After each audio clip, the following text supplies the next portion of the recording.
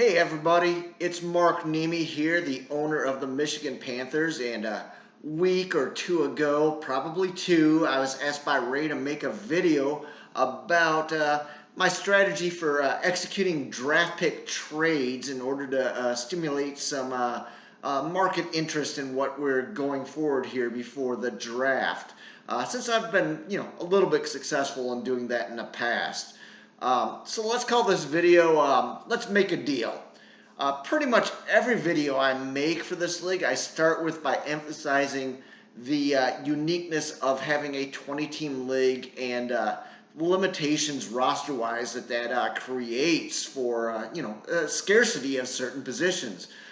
In this league in particular, quarterback or even backup quarterback are, very scarce positions that we need to make sure we have on our roster because come bye weeks, if you don't have a backup, you might be left without a starter for a given week. Likewise, in this league, running backs get points in our modified scoring system since we pared it down a few years ago for every time they carry the ball or touch the ball. For me, that means I want to carry at least 3 running backs since we can start all 3 and also have a 4th that's going to touch the ball for bye weeks because that's free points for me. So if you're in a position where I have excess players like that, I want to market them because I can only keep 3. I want to market them to other teams for draft picks before the draft occurs. That way I can, have an extra pick where I can get ahead of the curve when it comes to either a defense or a head coach or a kicker, around earlier than everybody else. Or if I can make multiple trades, I can be a couple rounds ahead. And to me, that's made a big difference in my success in this league for, at least most of my seasons. So if and when you have a surplus, like me, I'm going to send you out some trade offers this week, and you're going to get them, and hopefully you're receptive.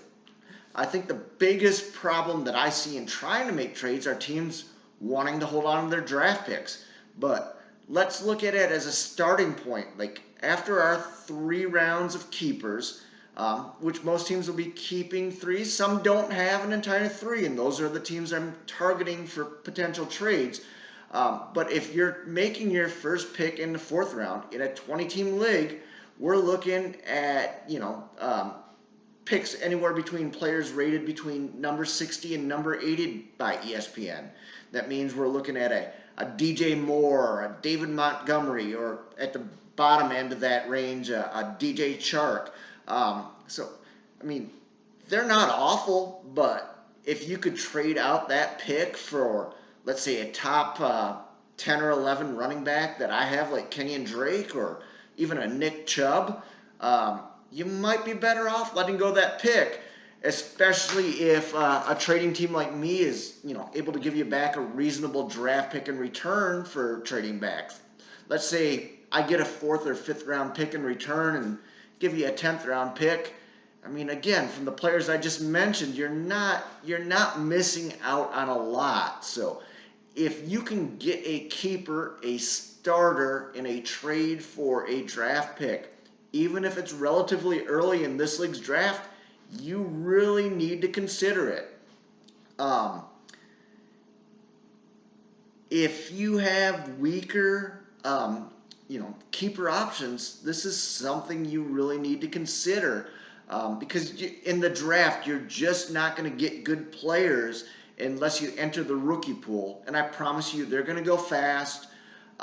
If you look at the rankings, the running backs might be there in the 60 to 80 range. But again, in a 20-team league, they're going to be gone relatively quickly and probably before you have a chance to pick them. So in any event, I just want to implore everybody to look at all of your options coming into the draft this year, or any offers that you might receive before the draft. hopefully we get to play some football this year. There's been a lot of questions. I really need something to take my mind off of life right now, and fantasy football would be amazing if we get a chance to play this year. I'm hopeful the NFL is ahead of the curve, as compared to college life where you have outside influences coming in, but who knows? But I really, if nothing else, I hope we get to draft this year, set our keepers going forward, and continue our relationships with everybody that we've had a chance to bond with and make friends with over the last couple of years. And I've really enjoyed meeting all of you all. So just best of luck to everybody this year, and I hope we get to go through with our season. Thank you.